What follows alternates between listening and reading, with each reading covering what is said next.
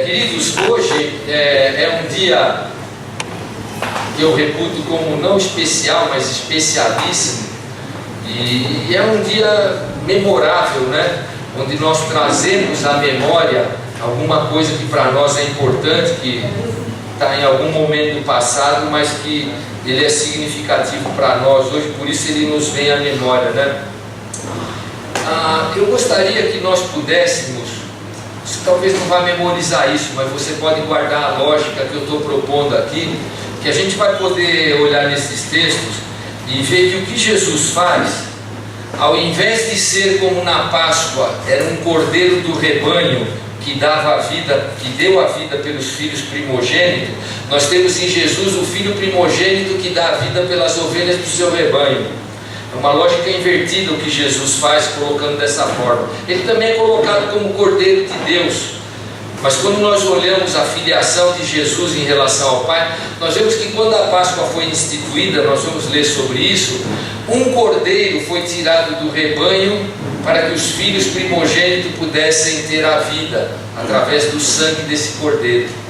E quando Jesus vai à cruz, nós percebemos que é uma inversão dessa lógica. É um filho primogênito que está indo na cruz para dar vida para as ovelhas do seu rebanho, do rebanho que ele vai juntar, do qual fazemos parte nós enquanto igreja. Então, essas coisas que nós queremos lembrar, elas estão colocadas na Escritura na forma de memoriais, e é muito importante que o Senhor tivesse colocado dessa forma, porque a nossa tendência é esquecer das coisas, e os memoriais serviam exatamente para que as coisas não caíssem no esquecimento. A gente esquece de muitas coisas hoje com os recursos que nós temos. Agora você imagine uma data longínqua, onde não havia imprensa, não tinha arquivo, banco de dados, bibliotecas tais quais nós as conhecemos, não é? Havia apenas uma tradição oral, muito pouca escrita, e mesmo assim com uma carência total de materiais para se escrever. Papiro e pergaminho eram difíceis de se conseguir, a tinta mais ainda. Então como é que as pessoas poderiam guardar aquelas coisas que eram mais importantes? Através de festas, de memoriais, de datas solenes, de comemorações, e assim que o Senhor estabeleceu muitas datas marcantes para o seu povo, para que eles pudessem repetir aquilo sempre, e aquilo ficar na memória e não esquecer mais.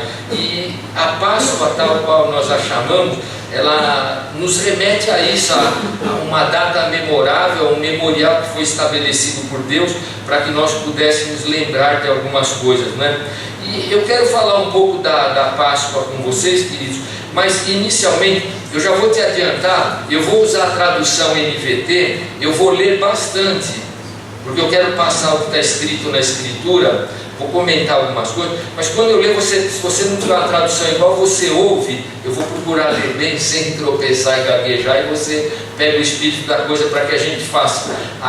Eu quero trazer um paralelo aqui, baseado em duas questões iniciais que eu vou mencionar, porque embora de fato a gente está festejando a Páscoa, a gente vai perceber que talvez não necessariamente seja uma Páscoa que a gente celebra hoje. Eu quero estabelecer então um ponto de contato entre Páscoa e entre o que Jesus vai colocar, né?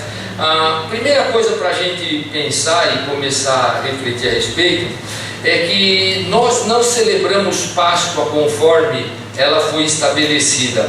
A Páscoa era um cerimonial que foi deixado para os hebreus, para os judeus. Nós não fazemos parte desse povo, né? Então, o Senhor Deus vai estabelecer, nós vamos ver uma festa chamada dos pães ázimos ou asmos, pão sem fermento, e a Páscoa era apenas a introdução daquela semana de festa, era o primeiro dia, era a refeição. Então era uma festa que eles comemoravam. Só que a primeira vez que ela acontece, o cordeiro que foi comido na refeição era aquele que havia sido morto para passar o sangue nos umbrais das portas, para que quando o anjo da morte viesse, não matasse os primogênitos dos hebreus. Então essa foi a Páscoa instituída, com esse simbolismo. As que foram realizadas de forma subsequente não tiveram a necessidade que se passasse o sangue nos umbrais das portas de novo, mas se comia as partes permitidas pelo Senhor do sacrifício do cordeirinho que era imolado ali. Então essa festa tinha uma semana e foi um memorial estabelecido por Javé para que eles não se esquecessem do livramento que o Senhor trouxe. Eles esqueceram rapidamente, mas ainda assim o Senhor estabelece um memorial. Então o que aconteceu? O livramento que o Senhor trouxe foi duplo. Primeiro, ele manteve vivo os filhos daqueles que creram no que o Senhor falou e passaram o sangue. Quem não passou o sangue teve o seu primogênito morto naquela noite. E também, logo em seguida, ato contínuo, Faraó liberta o povo de Deus da escravidão. Então, duplo livramento. A Páscoa está associada à libertação, a livramento. E o judeu deveria lembrar sempre disso quando ele comia aquele cordeiro naquela semana de celebração dos pães asmos que iniciava pela Páscoa.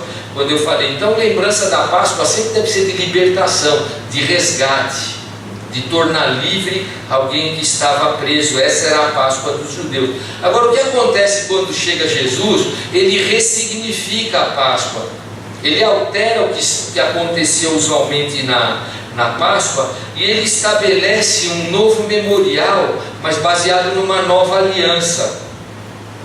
Jesus modifica a coisa como ela acontecia, não é? E o que Jesus vai fazer dentro daquele contexto de Páscoa é que ele vai acabar oferecendo a vida dele, o derramamento de sangue dele, para substituir aquilo que eles traziam na lembrança, que era o cordeirinho que morreu para passar o sangue nos umbrais das portas, para trazer libertação. Então ele se coloca no lugar daquele cordeiro, né?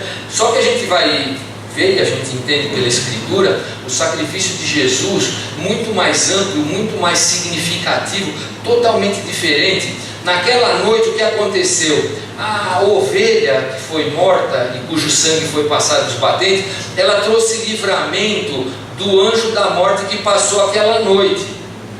Agora, quando Cristo se oferece, quando o sangue dele é derramado por nós, ele traz redenção eterna. Então o que Jesus faz é muito maior, muito mais grandioso, muito mais significativo, e com o perdão da expressão, coloca no bolso o que a Páscoa fazia. O que Jesus traz é algo espetacularmente maior, uma coisa muito maior. Então ele nos liberta não da prisão no Egito, ou não da passagem do anjo da morte, mas ele nos liberta da condenação do nosso pecado e nos dá vida eterna. Queridos, não tem como comparar os pesos das duas obras nas balanças, se é que nós pudéssemos colocá-las dessa forma.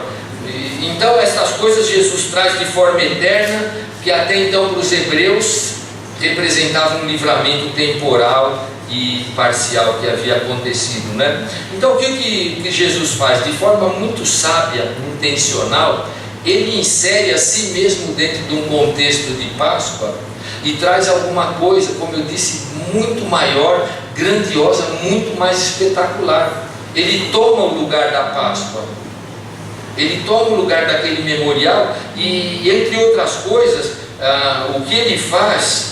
Ele estabelece um memorial não mais através do pão asmo, do pão sem fermento e do cordeiro, mas através do pão e do cálice. Ele institui a ceia. A ceia é instituída exatamente na refeição pascal que Cristo come com os discípulos antes de ir para a cruz. Ele traz um novo memorial, um novo simbolismo, alguma coisa totalmente nova. Então, tendo em vista essa coisa substitutiva e da forma que Jesus coloca, foi por isso que eu estabeleci aquela máxima, que ao invés de um cordeiro do rebanho dar a vida pelos filhos primogênitos, o filho primogênito é quem dá a vida pelas ovelhas do seu rebanho. É o que Jesus faz, ele assume esse papel e faz uma obra genial. Agora eu vou convidar você a abrir a sua Bíblia lá em Êxodo, no capítulo 12.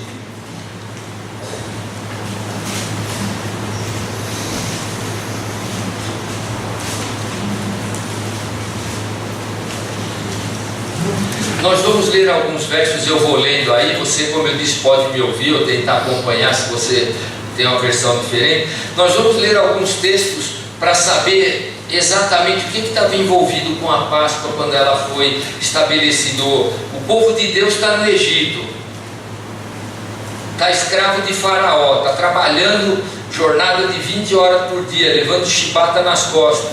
Só que eles multiplicam que é meio errado. Eles já são em maior número do que talvez os próprios egípcios que estavam por lá. Há inquietação, e o Senhor envia Moisés para lá. 10 pragas são enviadas, e com 9 delas não houve nada que pudesse ter movido o Faraó de forma definitiva. Quando chegamos no capítulo 12, o Senhor vai trazer instruções. Diz assim a Escritura: então o Senhor disse a Moisés e a Arão no Egito: de agora em diante este mês será para vocês o primeiro mês do ano.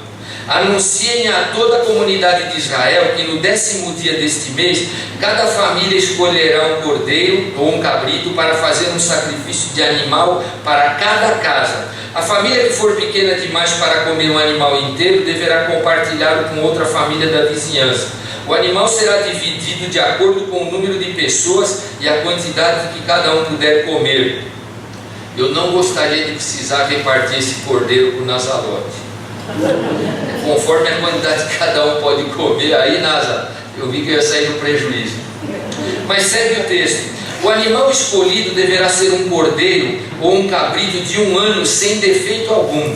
Guardem bem o animal escolhido até a tarde do 14º dia do primeiro mês. Nesse dia toda a comunidade de Israel sacrificará seu cordeiro ou cabrito ao anoitecer. Em seguida tomarão um pouco do sangue e o passarão nos batentes laterais e nos altos das portas das casas onde comerem o animal. Nesta mesma noite assarão a carne no fogo e a comerão acompanhada de folhas verdes amargas e de pão sem fermento. Não comerão a carne crua nem cozida. O animal todo, incluindo a cabeça, as pernas e as vísceras, deverá ser assado no fogo. Não deixe sobras para a manhã seguinte. Queimem o que não for consumido antes do amanhecer. O Senhor está dando instrução aqui. Façam isso numa data específica. Tinha dia e mês. Tem que fazer nessa ocasião aqui, da forma como ele coloca. Vai sacrificar o animal, passar sangue nos batentes e vão comer a carne assada. Não podia ser cozida nem crua, mas assada. Então a gente percebe que na Páscoa comiam carne, né? Na quinta-feira, na sexta, aí comia carne, né? Então não sei de onde tiraram aquela invenção, mas o pessoal comia carne. Então só uma nota aqui, tá, do texto. Muito bem, aí segue o texto aqui, verso 10, 11.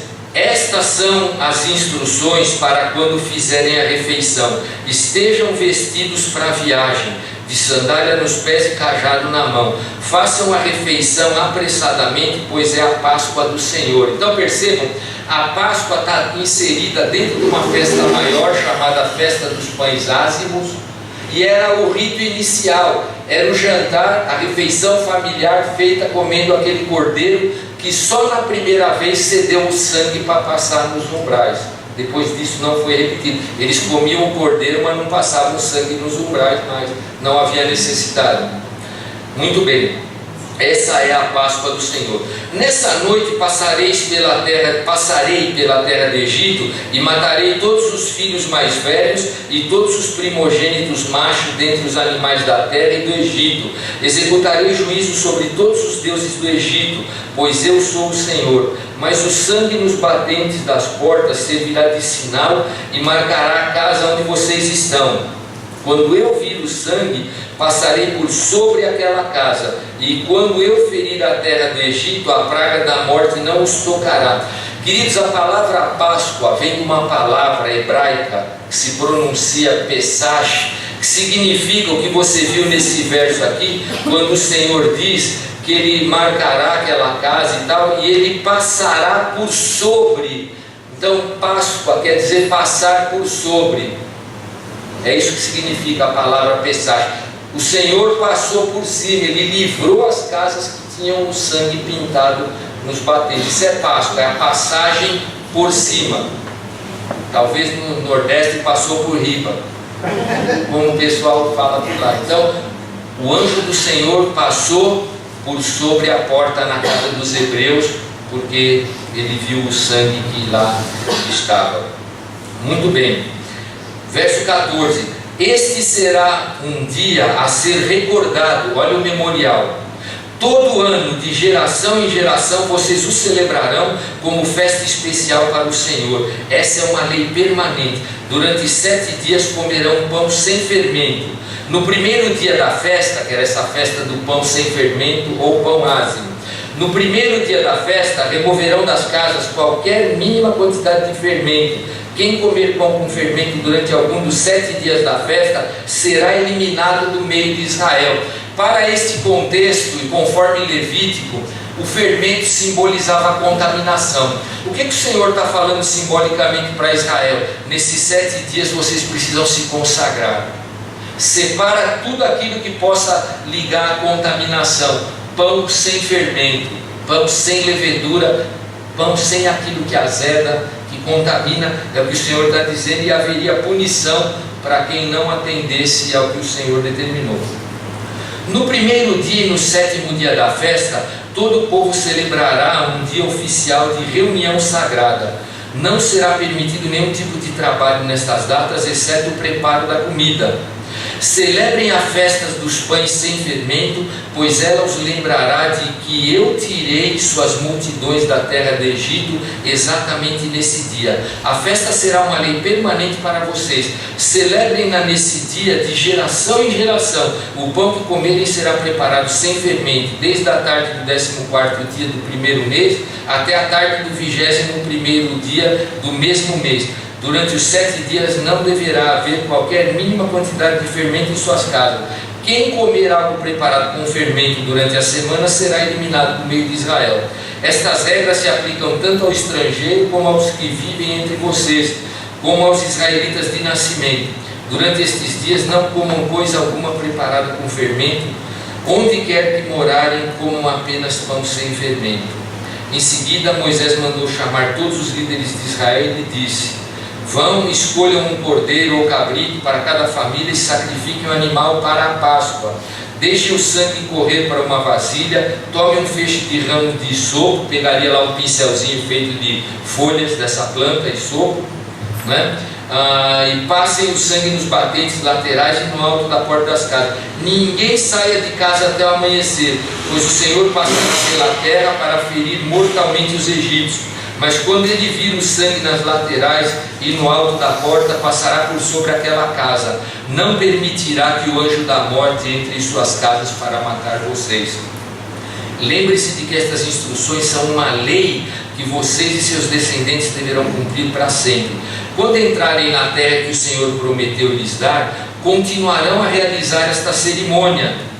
Então seus filhos perguntarão, olha o valor do memorial.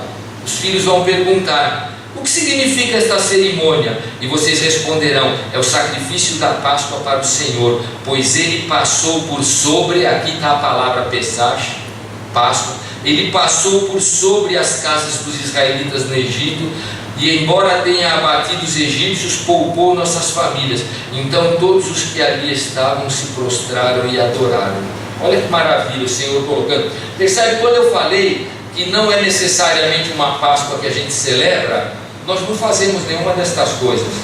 Alguém ficou uma semana sem comer pão com fermento? Alguém fez o almoço em casa na quinta-feira, matou um cabrito? Acho que nenhum de nós, ou uma ovelha, nenhum de nós fez isso. Então percebam, isso é a Páscoa.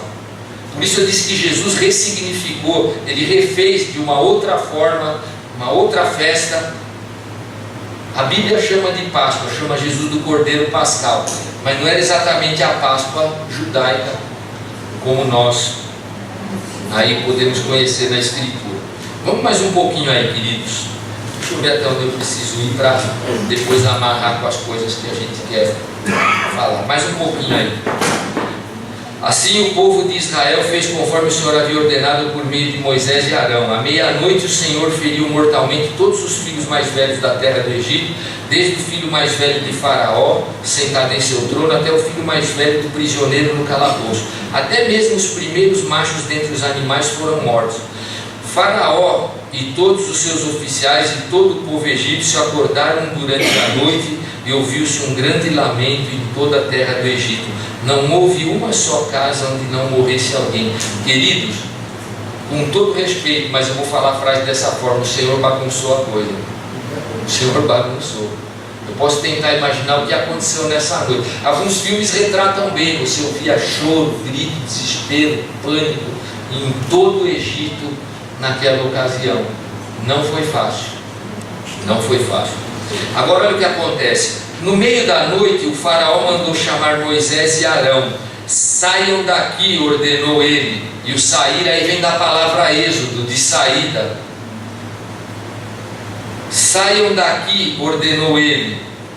Deixe meu povo e levem os demais israelitas com vocês. Vão e adorem o Senhor como pediram. E agora olha a ironia. Levem seus rebanhos como disseram e sumam daqui. Vão embora, mas abençoem-me ao sair. Um pagão, adorador de deuses falsos, que se colocou contra o Senhor Deus, que era inimigo de Javé, na hora da saída fala: ó, vão embora, estou liberando, mas deixa uma bençãozinha aqui para mim também. Então a gente vê a falsidade do homem, o medo, o temor. Aqui eu acredito que ele se apavorou como nunca na vida quando essas coisas acontecem. Ele pede até uma bênção. Curioso, né? Olhar para uma situação como essa. Muito bem. Agora olha só, os egípcios pressionavam o povo de Israel para que deixasse a terra o quanto antes, pois pensavam: vamos todos morrer. Tem uma outra ironia aqui, queridos. No verso 36 diz: o Senhor fez os egípcios serem bondosos com o povo, de modo que eles entregaram tudo o que pediram. Assim os israelitas tomaram para si as riquezas dos egípcios. Ou na outra versão, acho que diz despojaram. Então percebe duas coisas curiosas. Não só o despojo era o que você levava quando vencia o inimigo, como também eles entregaram voluntariamente. Então, quando o povo de Israel sai do Egito, eles saem carregados de ouro, de especiarias, de coisas preciosas, eles saem lotados. E é uma expressão que às vezes a gente usa, às vezes tem ímpio, tem cara até que desonra o Senhor, mas se a gente pudesse, digamos, ele é um cientista, o que a gente puder expoliar do ímpio para o reino de Deus, nós devemos levar. Eles expoliaram, foram pegando tudo, traz o ouro, eles saíram com muitas coisas, tanto é que eles tinham ouro para fazer um bezerro um pouquinho para frente ali. De onde veio o ouro? Eles expoliaram. Então vejam que a derrota de Faraó foi cabal. Não só ele pediu uma bênção, como eles largaram aquelas coisas todas para trás. Então, fechando essa parte, olhando para a Páscoa, o que a gente percebe aqui? Que a instituição da Páscoa foi de uma semana onde haveria consagração, não haveria pão com fermento. E o que aconteceu? O povo hebreu obedeceu, por isso foi livrado. Essa é uma nota para a gente pensar sempre. Aqueles que foram livrados foram aqueles que se apropriaram do sangue. Você já está pensando, é claro que é um paralelo direto para com Jesus. Quem é que teve os seus filhos primogênitos? Quem foi que escapou da morte? Quem foi que teve livramento? Aquele que se apropriou do sangue que foi passado ali. E o povo saiu então em direção à terra prometida, e conforme a Escritura vai mostrar, eles passaram a observar esse memorial que o Senhor instituiu nessa época. E aí o que acontece? À medida que a história caminha, quase 1500 anos se passaram desde o Êxodo. E aí nós chegamos nos dias de Jesus. Entre 1400 e 1450 anos, mais ou menos, quase 15 séculos depois do acontecimento do Êxodo, nós chegamos na Semana dos Pães Asmos. E Jesus, como bom judeu obediente, o que ele vai fazer? Vai celebrar a Páscoa, vai celebrar a festa dos Pães Asmos. Obediente, dentro do seu ambiente, ele vai fazer essas coisas. Então, eu quero que você abra a sua Bíblia agora lá em Lucas, Evangelho de Lucas, no capítulo 22.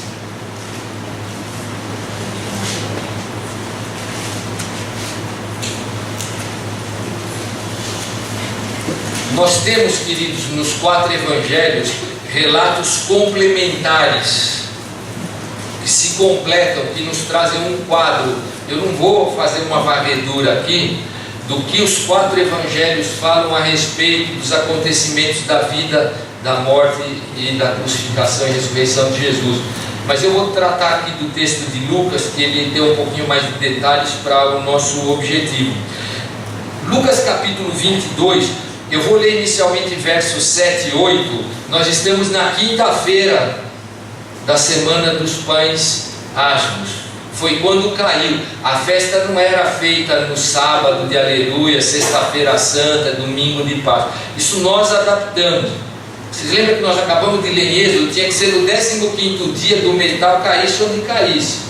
Não era alguma coisa instituída na quinta, sexta, sábado e domingo. Isso o cristianismo deu uma adequada aí por associação, para pegar um símbolo mais próximo do que e de como as coisas verdadeiramente aconteceram. Nos versos 7 e 8 diz assim a Escritura: chegou o dia da festa dos pães sem fermento, aquela festa que nós acabamos de ler lá em Êxodo, quando o cordeiro pascal era sacrificado. Jesus mandou Pedro e João na frente e disse: vão e preparem a refeição da Páscoa para que comamos juntos. Então Jesus manda os discípulos ir na frente, abate o animal lá, bota para assar que nós vamos comer mais tarde. Estão na quinta-feira aqui. Então, muito bem. Versos agora 14, eu vou ler de 14 a 20. Olha o ambiente como estava. Quando chegou a hora, Jesus e seus apóstolos tomaram lugar à mesa. Jesus disse: estava ansioso para comer a refeição da Páscoa com vocês antes do meu sofrimento. Olha, Jesus feliz em poder partilhar aquela refeição que era especial com os seus apóstolos, com os seus discípulos mais próximos. Eu acho uma coisa muito especial, muito sublime essa Jesus falando: olha, eu estava desejoso de fazer essa refeição com vocês. Nós não temos aqui a sequência toda. Se nós compilarmos os evangelhos, nós podemos ver depois em João. Nesse mesmo ambiente dessa refeição é onde Jesus lava os pés dos seus discípulos e depois ele vai proclamar aquela oração intercessória de João capítulo 17, a oração sacerdotal de Jesus. Acontece dentro do ambiente dessa refeição. Lucas não narra estas coisas, mas é aqui que acontece. E Jesus também, nós vamos ler, ele institui a ceia. E você fazendo uma leitura atenciosa vai perceber que a ceia acontece quando o traidor sai da sala. Ou seja, a ceia do Senhor foi realizada somente entre crentes. Eu quero abrir um parênteses, porque não posso ir embora sem falar isso. É preciso dizer que a ceia é só para crentes? Nesta semana, queridos, eu zapeando, eu parei no canal de uma destas igrejas que estão por aí. E havia alguém supostamente se dizendo pastor pregando lá nessa emissora. Eu fiquei abismado, eu falei: eu preciso compartilhar com a minha esposa, eu não acredito que eu estou ouvindo isso. O pretenso pastor dizia o seguinte: que a ceia do Senhor é o único meio material que liga o homem a Jesus. Por conta disso, a ceia foi feita para o incrédulo, para ele ser ligado a Jesus pelo elemento. Na hora eu lembrei, ele está confundindo os biscoitos. Ele está dizendo que meios materiais ligam o homem a Jesus. Isso é feitiçaria. Adotar meios físicos para tentar religar o homem a Deus, isso é feitiçaria. Então ele exatamente inverteu tudo aquilo que foi colocado por orientação da Escritura sobre a ceia. A ceia do Senhor para aqueles para quem ela faz sentido, para quem a morte e a ressurreição de Jesus faz sentido. Como é que eu vou dizer que agora a igreja deveria chamar todos os ímpios e dar a ceia para eles, porque vai ligá-los a Deus? Queridos, tinha 100 vezes mais gente naquela igreja do que aqui. Estava assim, ó, não cabia ninguém, apertadinho, ouvindo estas coisas. Então nós percebemos na leitura que a ceia acontece quando o ímpio sai, quando o Iscariote sai. Então está tudo envolvido aí, está dentro desses textos aí, né? Conforme nós lemos. Então Jesus estava com alegria no coração por poder fazer esta refeição com os seus discípulos. Na verdade ele já havia falado em outro lugar: essa é a minha família. E a refeição deveria ser no âmbito da família. Segue o texto então, verso 15, eu vou ler de novo. Jesus disse: estava ansioso para comer a refeição da Páscoa com vocês antes do meu sofrimento, pois eu lhes digo agora que não voltarei a comê-la até que ela se cumpra no reino de Deus. Queridos, Jesus vai participar da ceia com seus discípulos de novo quando o reino estiver instalado, quando ele voltar no milênio. Amém. Por que quando nós lemos lá em 1 Coríntios, o capítulo 11, o texto da ceia, nós vemos que anunciamos a morte do Senhor até que Ele venha, e Ele vai de novo celebrar ceia com os seus discípulos. Amém. Queridos, essa verdade está com quase 2000 anos daqui. Eu creio nela, graças a Deus, de forma líquida e certa. O Senhor vai voltar e vai participar de novo de uma ceia com os seus discípulos, com aqueles que estiverem com Ele, e pela graça dele, somente pela graça dele, eu estarei lá. Então tomou um cálice de vinho, agradeceu a Deus, depois disse: tomem isto e partilhem entre vocês, pois não beberei vinho outra vez até que venha o reino de Deus. Tomou o pão e agradeceu a Deus, depois partiu e deu aos discípulos, dizendo: este é o meu corpo entregue por vocês, façam isto em memória de mim. Percebem? Aquilo que o Senhor havia deixado como um memorial lá no contexto do Cordeiro, Jesus deixa agora com o pão e o cálice. Depois você pode ler na tua casa 1 Coríntios capítulo 11, Paulo vai falar: recebi do Senhor o que também vos entreguei, do Senhor Jesus na noite que foi traído. Aí ele narra direitinho isso que aconteceu entre Jesus e os seus discípulos. Ele deixou um memorial para nós. E talvez todas estas coisas, talvez não, certamente, todas estas coisas envolvidas no contexto da morte de Jesus é o que a gente deveria ter em mente na hora da ceia. Era isso que deveria vir a nossa. Ela foi instituída nesse contexto da Páscoa, aqui conforme se celebrava. Lembre-se que Jesus ainda está no judaísmo, ele é judeu, o cristianismo não está acontecendo. Ele está trazendo instruções para aqueles que iriam continuar após sua morte e ressurreição. Muito bem, depois da ceia, Jesus tomou o cálice de vinho e disse: este é o cálice da nova aliança, confirmada com o meu sangue, que é derramado como sacrifício por vocês. Então o que Cristo faz aqui? Ele estabelece uma nova aliança, feita no sangue dele. Vira a página daquele cordeiro que passou sangue nos umbrais. Eu quero que vocês tragam agora à mente de vocês um novo memorial. Há novos símbolos, há um novo conhecimento, há uma nova ordem a ser guardada dentro do contexto daqueles que seguem a Jesus. E ela foi instituída então com esses elementos, não era mais um cordeiro qualquer. E agora nós temos uma sequência aqui, queridos, muito interessante. Quando chega no capítulo 22, no verso 47, nós agora aqui, já virou a madrugada, Jesus já foi para o Getsemane, já fez a oração sacerdotal, nós já estamos na madrugada do outro dia, nós já estamos na sexta-feira. É sexta-feira aqui. Versos 47 e 48 diz: quando o oficial romano que supervisionava a execução viu o que havia acontecido. Não, eu pulei, peraí. Volta lá, é 22, eu estava no 23. 22, 47 e 48. O que diz lá? Enquanto Jesus ainda falava, chegou uma multidão conduzida por Judas, um dos 12. Ele se aproximou de Jesus e o cumprimentou com um beijo. Jesus, porém, lhe disse: Judas, com um beijo você trai o Filho do Homem? Agora aqui a sequência nessa madrugada, está amanhecendo a sexta-feira, o dia que Jesus vai efetivamente morrer. Verso 54: então eles o prenderam e o levaram à casa do sumo sacerdote. Pedro o seguiu de longe. Então Jesus foi levado. Chegamos no capítulo 23. O que diz? Versos 1 e 2. Então todo o conselho levou Jesus a Pilatos. Começaram a apresentar o caso. Este homem corrompe o nosso povo, dizendo que não se deve pagar impostos ao governo romano e afirmando ser ele o próprio Cristo, o rei. Então Pilatos lhe perguntou: você é o rei dos judeus? Jesus respondeu: é como você diz. Como se ele dissesse: você que está dizendo isso. E o que acontece? Nesse momento já Pilatos já estava no muro. Ele já tinha medo de causar uma rebelião na sua área de jurisdição, porque segundo Flávio José e outros historiadores, as coisas já não andavam boa para Pilatos, e se ele talvez tivesse uma rebelião na sua jurisdição, ele poderia ser tirado do seu posto. Então ele se acovarda com medo de que alguma coisa pudesse acontecer. E aí nos versos 6 e 7 diz: então ele é galileu? Perguntou Pilatos. Quando responderam que sim, Pilatos o enviou a Herodes Antipas, pois a Galiléia ficava sob a jurisdição sob sua jurisdição, e naqueles dias ele estava em Jerusalém. Herodes se animou com a oportunidade de ver Jesus, pois tinha ouvido falar a seu respeito e esperava havia tempo vê-lo realizar algum milagre. Então veja a expectativa.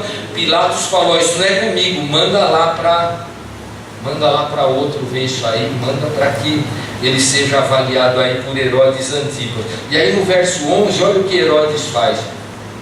Então Herodes e seus soldados começaram a zombar de Jesus e ridicularizá-lo. Por fim vestiram nele um manto real e o mandaram de volta para Pilatos. Esse aqui também falou: não é comigo não traz confusão para cá, está tudo relativamente bem, está em ordem aqui. E manda de volta, versos 13 e 14. Então Pilatos reuniu os principais sacerdotes e outros líderes religiosos juntamente com o povo e anunciou seu veredito: vocês me trouxeram este homem acusando de liderar uma revolta. Eu o interroguei minuciosamente a esse respeito na presença de vocês, e vejam que não há nada que o condene. Renato, você, no seu cargo de juiz, você promove sentenças, né? Que tipo de sentença se promulga quando alguém é inocente, quando alguém não tem crime? Absolutória, artigo 386 do Código de Processo Penal. Ele não tinha condenação. O que deveria fazer Pilatos? Ele está solto, ele está liberado. Não encontramos nele culpa alguma. Verso 15. Herodes chegou à mesma conclusão e o enviou de volta a nós. Nada do que ele fez merece a pena de morte. Então percebam, ele mesmo disse: nós estamos diante de um inocente. Mas havia uma grande pressão das autoridades judaicas, principalmente do Sinédrio, do sumo sacerdote. Na verdade, a grande pressão contra a autoridade romana nesse momento vinha da autoridade judaica, por as autoridades dos judeus que quiseram que conduziram a coisa para que acontecesse dessa forma. Verso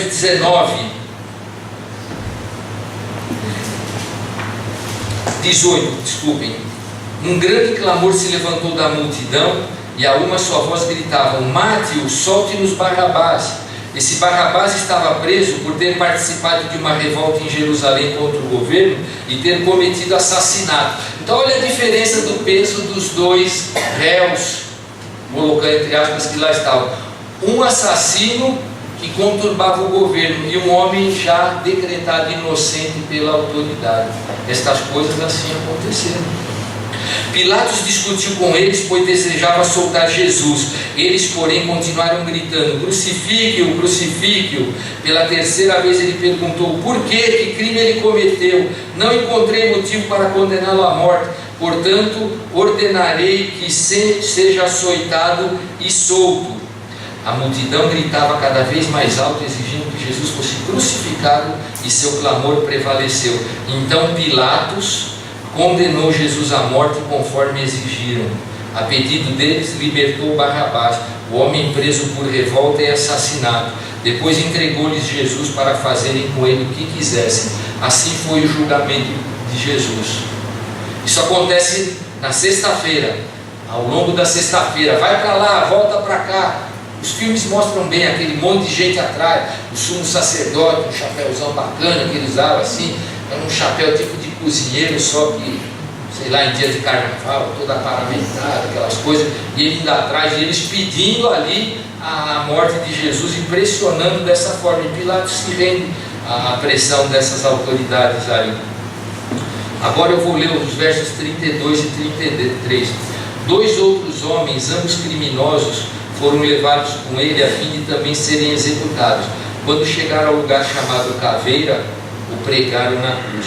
Os criminosos também foram crucificados, um à sua direita, outro à sua esquerda. Nós conhecemos os detalhes do que acontece, mas nós percebemos que Isaías diz que ele seria contado entre criminosos, que ele seria pregado entre criminosos.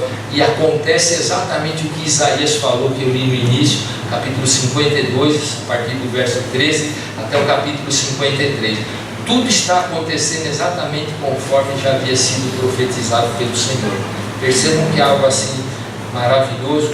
E eu li isso aqui acho que umas 5, 6 vezes, essas mesmas coisas, e eu procurei me ambientar naquele lugar, e é assim, impressionante. A gente poder tentar ter uma percepção do que Jesus enfrentou e como ele enfrentou estas coisas aí. Muito bem. O que mais que eu tenho aqui? Muito bem, se você ler na sua casa, queridos, do verso 34 ao 56, você vai ver os horrores que aconteceram com o Senhor Jesus, porque o que ele vai enfrentar é escárnio e zombaria, e é nesse momento que ele vai tomar o aspecto do servo sofredor que Isaías fala em 53, que ele fica desfigurado, um homem como aquele de quem as pessoas escondem o rosto, não quer nem olhar, o seu aspecto era terrível, de alguém como ferido de Deus. Tudo isso vai acontecer, e você vê a narrativa nos evangelhos, vai acontecer exatamente o que Isaías falou lá atrás, onde nós vimos aqueles textos. E quando Cristo é crucificado, algumas coisas espetaculares acontecem. Uma delas, talvez a mais incrível, é o véu do santuário ser rasgado de alto a baixo, ou seja, da direção de Deus para o homem, não foi de baixo para cima, de cima para baixo. Aquela cortina, queridos, precisava de alguns homens para carregar quando dobrada, era mais grossa do que lona de cobrir caminhão aí. Era um tecido como se fosse uma juta, muito grosso, e o Senhor manda o sinal dizendo: olha, a presença de Deus está aberta por Jesus Cristo, acabou a separação, e por isso a gente canta: o véu que separava já não separa mais. Só o sumo sacerdote podia ir dentro do Santo dos Santos uma vez no ano, tocando o sininho para saber se estava vivo e com uma corda no pé. Se entrasse com pecado e morresse, não podia entrar ninguém para tirar, ele tinha que ser puxado. E agora o que acontece na morte de Cristo? Algo espetacular. Essa cortina é rasgada, como o Senhor dizendo: quem quiser, passe pela obra de Jesus e pode adentrar o Santo dos Santos. A porta agora está aberta. Algo incrível. Os judeus devem ter estranhado muito. E quando eu olho para todas estas coisas, eu fico mais convicto da minha proposição aqui, que ao invés de um cordeiro do rebanho ter dado a vida pelos filhos primogênitos, em Jesus o filho primogênito deu a vida pelas suas ovelhas. Queridos, algo muito legal acontece, entre outras coisas, quer dizer, legal, é digno de nota. O centurião, eu perdi o verso aqui, mas o centurião vai dizer, quando Jesus está morrendo, ele vai falar: verdadeiramente esse homem era inocente. Então o que acontece? Ele reconhece que Jesus era o Messias, algo que os judeus não reconheceram. Um ímpio, um soldado romano, reconhece que Jesus era inocente, que ele era quem dizia ser. 47, deixa eu ler então aqui. Quando o oficial romano que supervisionava a execução viu o que havia acontecido, adorou a Deus e disse: sem dúvida esse homem era inocente. Um ímpio romano fez o que o judeu não fez, sabendo Jesus dizer ser o Messias, conhecendo a história. Olha a ironia das ironias. Eu acho que Deus coloca essas coisas na palavra mesmo para ser uma ironia para a gente. Como é que esse homem vai fazer uma coisa dessa? E aí você vai perceber aqui uma outra coisa também digna de nota. Um homem chamado José, da cidade de Arimateia, verso 50. Havia um homem bom e justo chamado José, membro do conselho dos líderes do povo, mas que não tinha concordado com a decisão e os atos dos outros líderes religiosos. Era da cidade de Arimateia, na Judéia, e esperava a vinda do reino de Deus. José foi a Pilatos e pediu o corpo de Jesus. Desceu o corpo da cruz, enrolou num lençol de linho e o colocou num túmulo novo escavado na rocha. Isso aconteceu na sexta-feira à tarde, no dia da preparação, quando o sábado estava para começar. Queridos, Isaías diz que Jesus seria sepultado numa sepultura de rico. A sepultura cavada na rocha, como diz aqui que esse José da cidade de Arimateia tinha, era uma sepultura desse tipo. Era uma sepultura não cavada na terra, mas do pobre, deixado talvez em lugares expostos. Se fosse judeu, cobriria sempre com terra, mas essa era na rocha. E esse homem aparece lá e ajuda a cumprir mais um pedaço de Isaías. Isaías 53. Que coisa impressionante estas todas. que o Senhor nos dá. E aí nós olhamos então na sexta-feira, o que acontece? As mulheres da Galileia seguiam José e viram o túmulo onde o corpo de Jesus foi colocado. Depois foram para casa e prepararam especiarias e perfumes para ungir o corpo. Então o que essas mulheres fazem, queridos? Elas aproveitam o fim da sexta-feira e vão preparar bálsamo para embalsamar Jesus. Por que eles embalsamavam? Para o corpo durar mais e para não cheirar mal. Então eles enchiam o corpo com perfumes, especiarias, e estas mulheres foram preparar. Então tudo isso aconteceu a sexta-feira. A sexta-feira foi tumultuada. E Jesus morre e é sepultado, e tudo isso se dá na sexta-feira. A Páscoa começa na quinta, quando ele vai comer com os seus discípulos, lembra? Tal qual ela era, mediante a lei antiga. E agora então a gente percebe aqui, como no sábado eles não podiam fazer nada, a Bíblia traz uma grande narrativa da quinta, da sexta e do domingo. Mas no sábado, o que vai ser falado, está aqui no finalzinho do verso 56, só metade do verso. No sábado descansaram conforme a lei exigia. É a única coisa que se diz do sábado. O que aconteceu no sábado? Acho que é sábado de aleluia que chama, né? Então, não aconteceu nada conforme a Bíblia. Foi no sábado. O pessoal descansou. O judeu se aquietou em casa, não realizou obra nenhuma. Então nem tampouco as mulheres foram até o túmulo fazer nada. E aí o que acontece então? O evento grandioso e o ápice de tudo isso que nós vimos até agora, capítulo 24. No primeiro dia da semana, bem cedo, as mulheres foram ao túmulo, levando as especiarias que haviam preparado, e viram que a pedra tinha sido afastada da entrada. Quando entraram no túmulo, não encontraram o corpo do Senhor Jesus. Enquanto estavam ali perplexas, 2 homens apareceram vestidos com mantos resplandecentes, eram anjos. As mulheres ficaram amedrontadas e se curvaram com o rosto em terra. E agora aqui vem um dos textos, assim que eu gosto mais da Escritura, eu tenho ele pintado em todas as minhas Bíblias, porque esta pergunta ela é crucial, e muito mais a resposta. Os anjos perguntam para aquelas mulheres perplexas: por que vocês procuram entre os mortos aquele que vive? E se eu soubesse que vocês fossem bons na meditação, a gente ia embora agora só com a primeira parte da resposta. Isso é o que basta para sustentar tudo da nossa fé. Por que vocês estão procurando entre os mortos aquele que vive? Querido, Jesus ressuscitou. É o domingo. Não é um domingo de Páscoa, grosso modo. A Páscoa tinha sido na quinta-feira a refeição. Nós estamos num domingo que faz parte de todo esse ambiente. Por que dizemos de Páscoa? Porque Jesus transformou tudo isso numa grande Páscoa, muito maior, muito melhor e com muito mais significado. Então, nesse sentido, chamamos de Páscoa. Se olhar para a Páscoa dos judeus, não é o que a gente celebra. Por que vocês procuram entre os mortos aquele que vive? Ele não está aqui, ressuscitou. Lembrem-se do que ele lhes disse na Galileia: é necessário que o Filho do Homem seja traído, entregue nas mãos de pecadores, seja crucificado e ressuscite no terceiro dia. Se você quiser ver onde Jesus falou, está lá em Mateus capítulo 17, versos 22 e seguintes, está em algum outro evangelho também.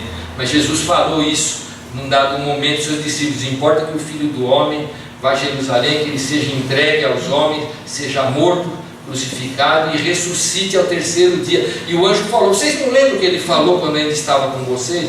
Que ele iria ressuscitar? Quem será que acreditava a essa altura, antes de ter visto o túmulo vazio, que de fato aconteceria? É um assunto para muita fé, convenhamos. Alguém vai sair da morte? Como é que isso pode? E o túmulo ficou vazio, queridos. Os anjos trouxeram aquela lembrança, e as mulheres saem então, verso 8 e 9. Então lembraram-se destas palavras de Jesus, e voltando do túmulo, foram contar aos 11 discípulos e a todos os outros o que havia acontecido. Queridos, estas mulheres saíram, foram anunciar todas aquelas coisas, e de tudo que a gente talvez lembra dentro desse contexto de Páscoa, esse é o ponto mais alto, é o domingo da ressurreição, que, como eu disse, é algo maior e muito mais significativo em seus efeitos e abrangência do que qualquer coisa que havia na Páscoa que era comemorada até então. O que era a Páscoa até Jesus ressuscitar? Era uma lembrança de um livramento de Deus no passado. Não acrescentava nenhum benefício para ninguém que celebrava aquela Páscoa. Trazia apenas a memória e assinalava para o povo hebreu: confiem no Senhor, lembre-se do que Ele já fez no passado, continuem aguardando o Messias. Então os remetia para o passado e para frente com uma esperança, mas nada de concreto até ali. E quando Jesus vem, tudo aquilo que Ele faz envolver na data da Páscoa, Ele dá significado a tudo aquilo que um hebreu podia esperar. Ele é o cumprimento das profecias, não só da de Isaías, de dezenas, centenas de profecias do Antigo Testamento. Jesus é a consumação de tudo aquilo que era a esperança, não só do judeu, mas de quem precisa redenção, como é o nosso caso. Nós precisávamos de redenção, de um Redentor, mas que fosse suficiente, que fosse capaz, que cumprisse aquilo tudo que o Senhor colocava. Então nós devemos olhar, queridos, para tudo isso que acontece aqui e lembrar sempre que o evento Cristo, na sua morte e ressurreição, é algo totalmente ímpar, é extraordinário, é inigualável, não tem nada para que a gente possa comparar. O maior evento da história. Talvez alguém possa alegar que o maior cataclisma que a história experimentou foi a queda. É verdade, foi trágico e de uma abrangência monumental, mas a ressurreição, a meu ver, tem muito mais significado, valor e principalmente importância. Não vai haver outro evento na história que possa rivalizar com a redenção que o Senhor coloca.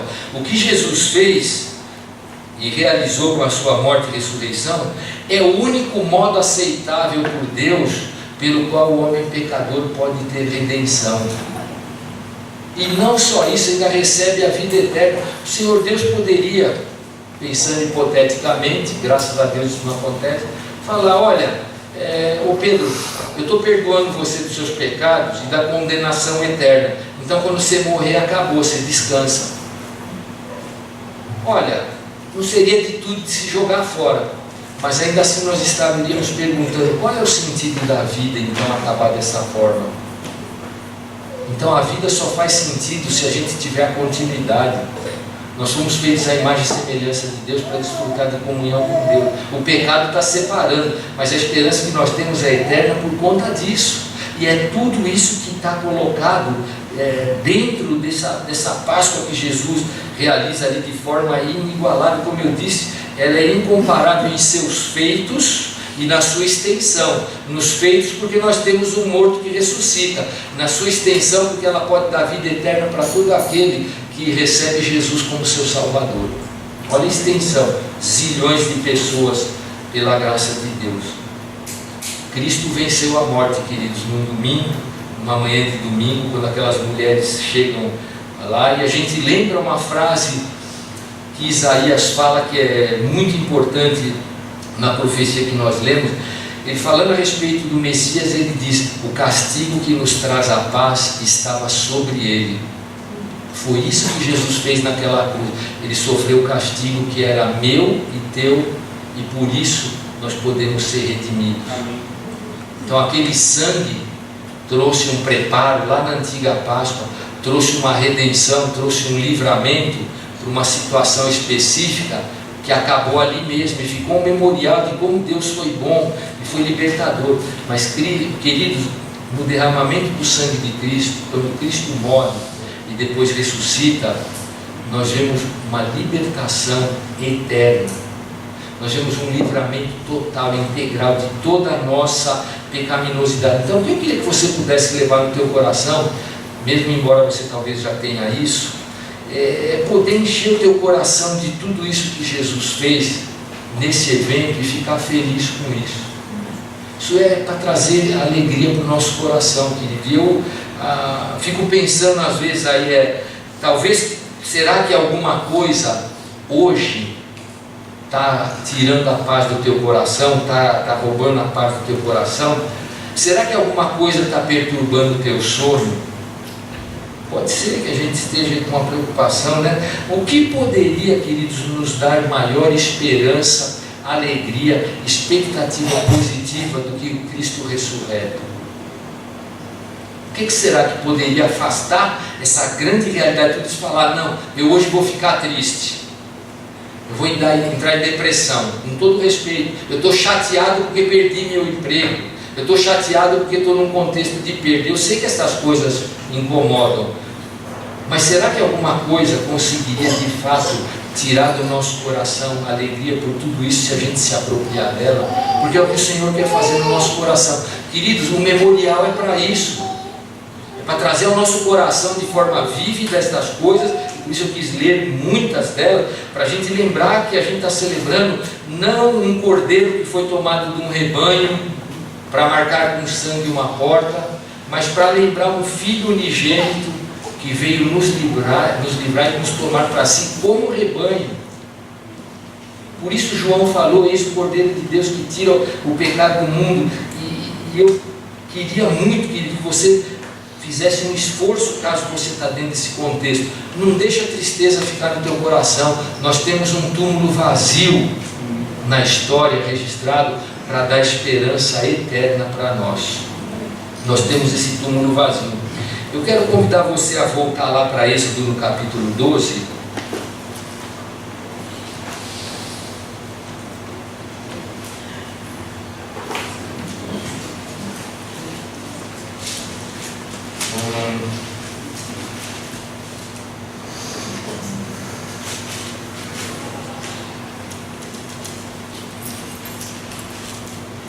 Deixa eu só buscar aqui Êxodo capítulo 12.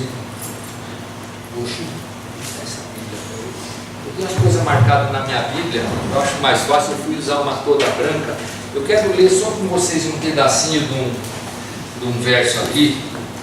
Está aí em Êxodo 12, no verso 27. Acontece algo muito interessante aqui, e eu quero conclamar você para que a gente possa fazer o mesmo agora por alguns instantes. No finalzinho do versículo, quando acontece que o anjo passou por cima e não fere os filhos dos hebreus, o que você tem na tua Bíblia na última parte do verso 27? O povo se inclinou e fez o quê? Adorou quando foi livrado. Queridos, eu quero dar um tempo para que você possa fechar o olho. Vamos adorar a Deus agora. Tenha um tempo com o Senhor de oração. Vamos fazer como o povo fez quando tomou consciência do livramento que o Senhor deu para eles. O que o povo fez? O povo se curvou e adorou. Vamos colocar o nosso coração, a nossa mente diante do Senhor. Vamos pensar em todas estas coisas.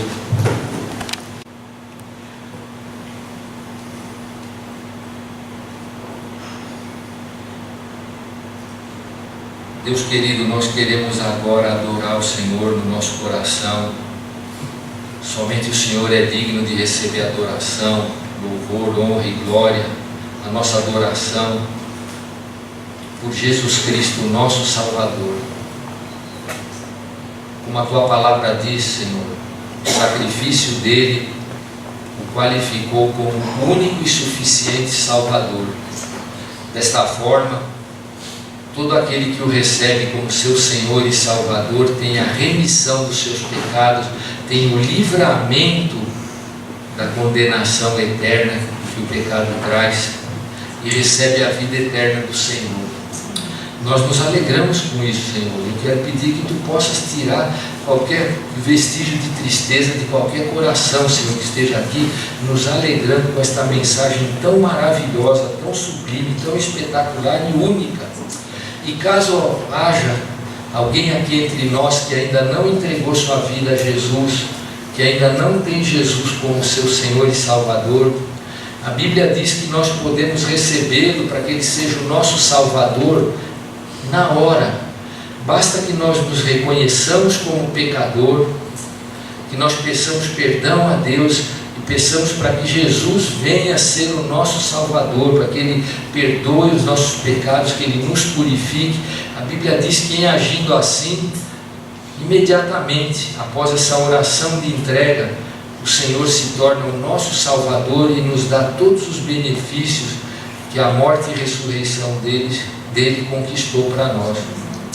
Se há alguém aqui entre nós que gostaria de entregar sua vida a Jesus, tem curiosidade, gostaria de saber mais sobre esse tema, se há alguém entre nós que foi tocado pela obra do Senhor e gostaria de tê-lo como seu Senhor e Salvador hoje, eu gostaria que você pudesse sinalizar levantando uma de suas mãos para que eu pudesse orar por você. Se há alguém, você pode levantar a sua mão, eu quero orar por você e depois eu converso com você sobre isso. Há alguém? Você pode levantar. Glória a Deus. Há mais alguém?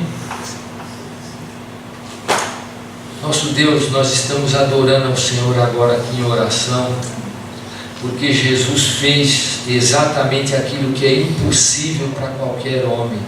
Ninguém pode tratar dos seus próprios pecados, ninguém pode ser purificado por si mesmo diante do Senhor, ninguém pode ter perdão se aquele contra quem o pecado intenta perdoar. Por isso nós recorremos ao Senhor através de Jesus.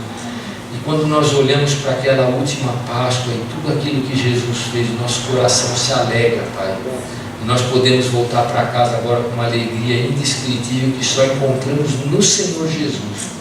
Por isso adoramos ao Senhor agora, deixando também a nossa gratidão, pedindo que o Senhor nos dê uma semana abençoada na Tua presença. Em nome dEle, o nosso Salvador, Jesus Cristo, aquele que deixou o túmulo vazio. Amém. Que Deus nos abençoe.